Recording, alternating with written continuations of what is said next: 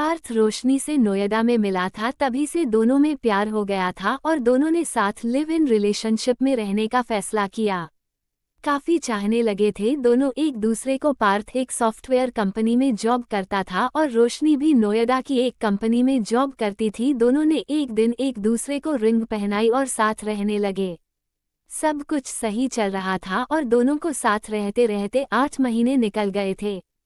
उसके बाद पार्थ अपने काम के चलते रोशनी को कम समय देने लगा और रोशनी कुछ दिनों से पार्थ से बाहर घूमने के लिए कह रही थी, लेकिन काम की वजह से पार्थ को टाइम नहीं मिल पा रहा था। पार्थ हर रविवार को रोशनी से घूमने की कहकर खुद काम में व्यस्त हो जाता था। इसके चलते थोड़ी बहुत लड़ाई भी हुई दोनों में और 4 से 5 महीने गुजर जाते हैं और पार्थ रोशनी को वक्त नहीं दे पाता है। रोशनी पार्थ को देख रही थी कि बस घर से ऑफिस और ऑफिस से घर, यही चल रहा था पार्थ का।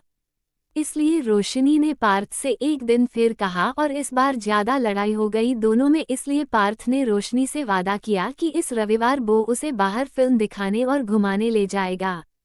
रविवार का दिन आता है और पार्थ की छुट्टी थी, लेकिन उसके बॉस ने उसे इस रविवार भी बुला लिया। पार्थ रोशनी से कह गया कि वो शाम को जल्दी आ जाएगा और फिर दोनों फिल्म देखने जाएंगे।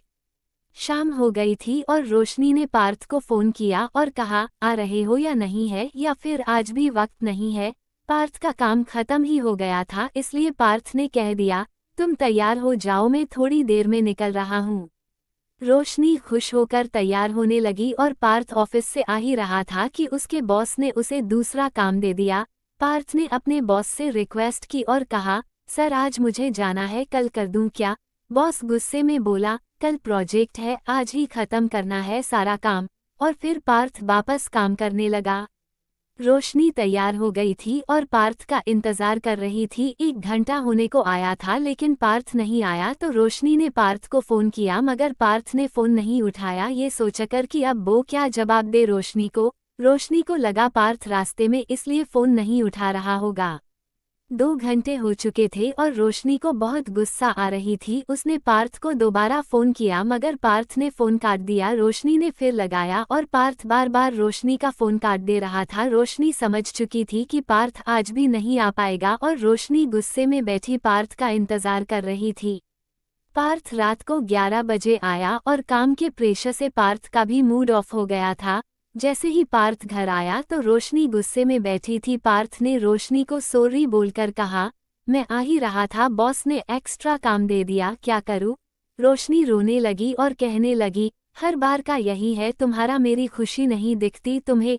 पार्थ का भी मूड ऑफ था, लेकिन फिर भी पार्थ शांति से बात करके रोशनी को समझाने लगा मगर रोशनी सुनने को तैयार नहीं थी। बार बार कह रही थी कि प्रॉमिस तोड़ दिया तुमने। पार्थ भूखा भी था, दिन भर से पार्थ ने कुछ खाया नहीं था, इसलिए उसने रोशनी से पहले कुछ बनाने को बोला, लेकिन रोशनी ने खुद बना लो कहकर गुस्से में बैठी रही। पार्थ ने ऑनलाइन ऑर्डर करके खाना मंगाया और फिर रोशनी को दिया और खुद खाने लगा, लेकिन रोशनी ने प्लेट फेंक दी तो पार्थ को गुस्सा आ गया और पार्थ ने रोशनी को उल्टा सीधा कह दिया और खाना छोड़कर रोशनी का हाथ पकड़कर कहने लगा, चलो फिल्म देखने चलते हैं और घूम कर आते हैं, घूमना जरूरी है तुम्हारे लिए।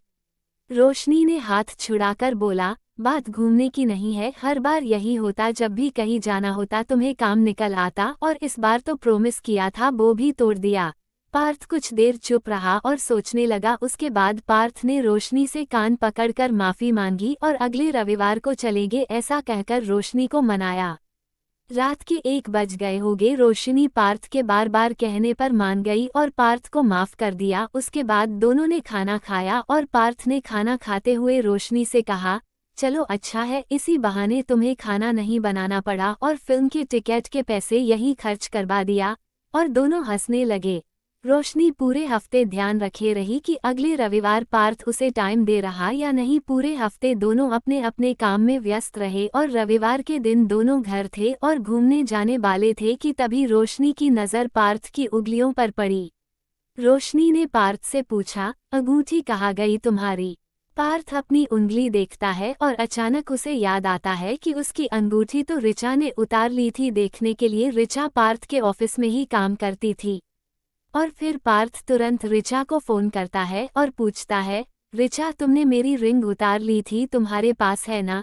ऋचा, हाँ मेरे पास है तुम्हारी रिंग। पार्थ, मैं तो डर ही गया था।